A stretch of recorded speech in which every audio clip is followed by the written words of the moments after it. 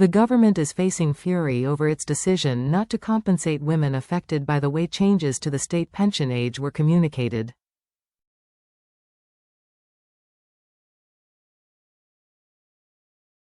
A Labour minister was savaged by Burley over the decision not to compensate WASPI women during a tense Sky News grilling.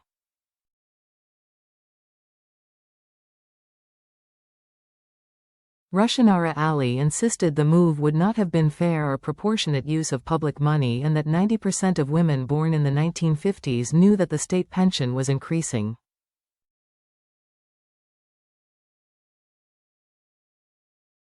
She also highlighted the triple lock policy and blamed the state of the public finances.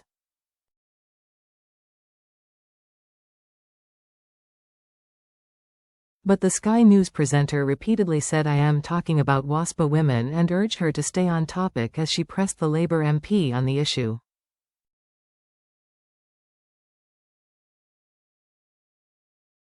Ms. Ali, the homelessness minister, said, "First of all, this is of course a very difficult decision.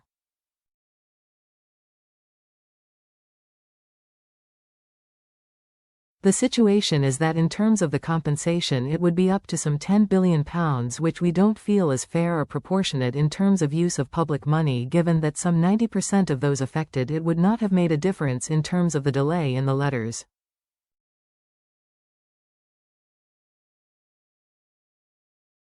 The reality is this has been a very difficult issue for those affected and it's deeply regrettable.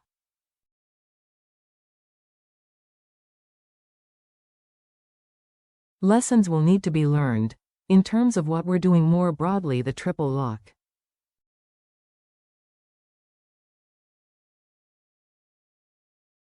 Our focus is making sure we fix the foundations. We inherited a mess." Ms. Burley pointed out that Labour previously promised a £58 billion package of compensation for WASPI women.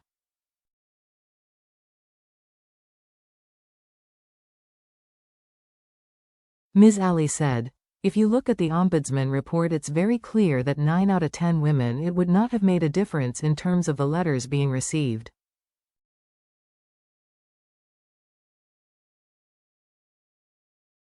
The focus is on how we use public money and we don't believe up to £10 billion would be a fair and proportionate response.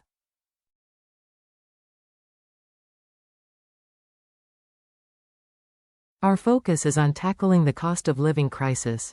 The Sky News presenter then asked, "Can you understand why people don't believe a word you say?"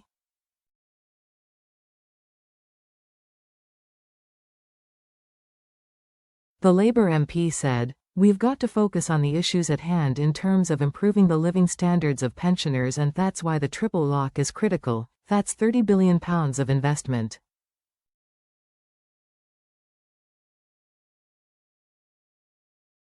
It comes as the government is facing a barrage of criticism over the decision announced yesterday.